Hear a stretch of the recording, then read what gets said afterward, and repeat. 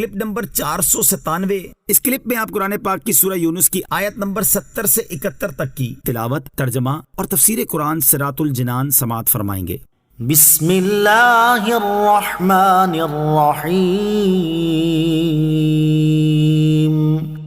ترجمہ: اللہ کے نام سے شروع جو نہایت مہربان رحمت والا ہے۔ متاع فی الدنیا ثم الینا مرجعهم ثم نذیقهم العذاب الشدید بما كانوا یکفرون۔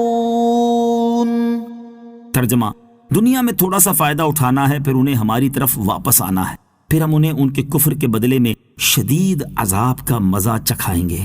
متاع فی الدنیا، دنیا میں تھوڑا سا فائدہ اٹھانا ہے۔ اس آیت میں کچھ لوگوں کے اس شبے کا جواب دیا گیا ہے کہ اللہ عز و جل پر جھوٹ باندھنے والے بہت سے افراد عیش و عشرت کی زندگی گزار رہے ہیں اور دنیاوی نعمتوں سے لطف اندوز ہوتے ہیں، تو وہ ناکام کہاں سے ہوئے؟ ان کے شبے کے ازالے کے لیے فرمایا گیا کہ یہ عارضی آرام ہے، اس کا کوئی اعتبار نہیں، بلکہ اعتبار انجام کا ہے، اور ان کا انجام خراب ہی ہے۔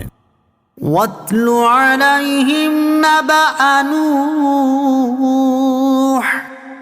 إِذْ قَالَ لِقَوْمِهِ يَا قَوْمِ إِن كَانَ كَبُرَ عَلَيْكُمْ مَقَامِي وَتَذْكِيرِي بِآيَاتِ اللَّهِ إِن كَانَ كَبُرَ عَلَيْكُمْ مَقَامِي وَتَذْكِيرِي بِآيَاتِ اللَّهِ فَعَلَى اللَّهِ تَوَكَّلْتُ فَأَجْمِعُوا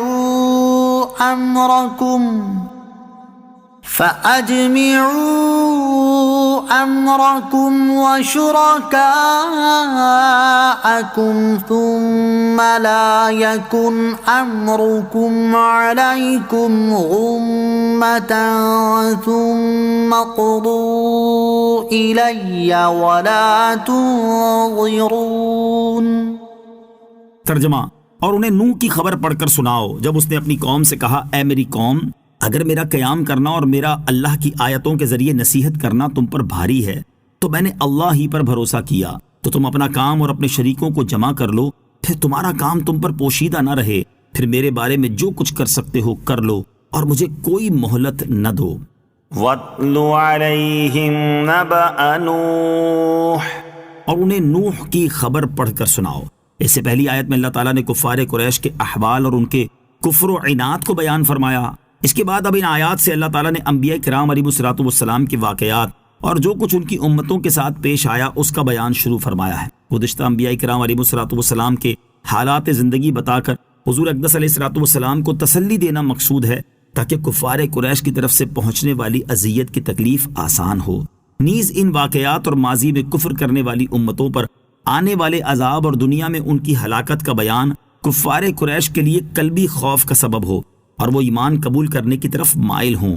اور چونکہ سب سے پہلے حضرت نوح علیہ الصلوۃ والسلام کی قوم پر ان کے کفر و سرکشی کی وجہ سے عذاب آیا، اس لیے یہاں ان کا ذکر پہلے فرمایا گیا۔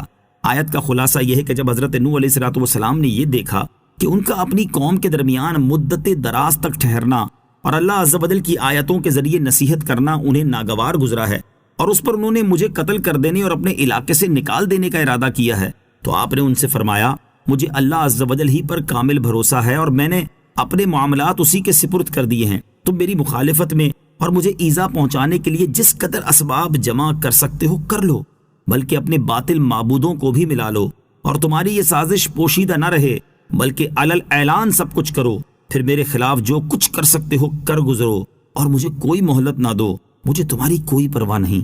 حضرت نوح علیہ الصلوۃ والسلام کا یہ کلام انہیں عاجز کر دینے کے طور پر تھا۔ مدعا یہ ہے کہ مجھے اپنے قوی و قادر پروردگار عز و جل پر کامل بھروسہ ہے، تم اور تمہارے بے اختیار معبود مجھے کچھ بھی نقصان نہیں پہنچا سکتے۔ حضرت نوح علیہ الصلوۃ والسلام کا مختصر تعارف۔ حضرت نوح علیہ الصلوۃ والسلام دنیا میں چوتھے نبی اور پہلے رسول ہیں۔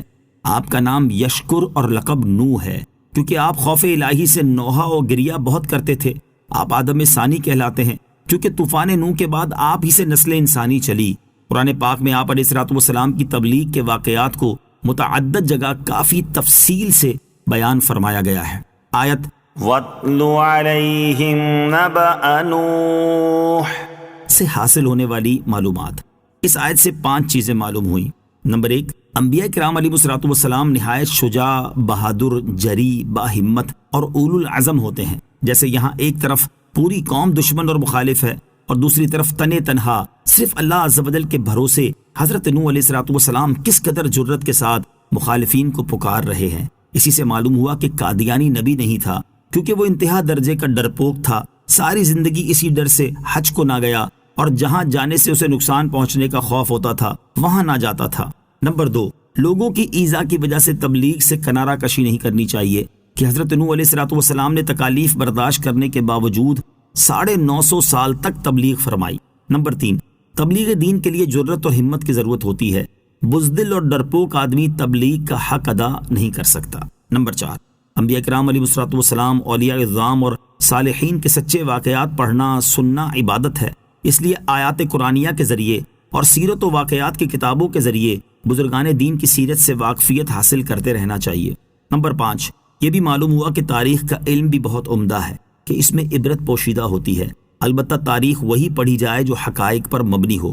آج کل ظالموں کو عادل، مسلمانوں کو قتل کرنے والوں کو مجاہد اور امت کو تباہ کرنے والوں کو امت کا مصلح و محسن بنا کر پیش کرنا عام ہے۔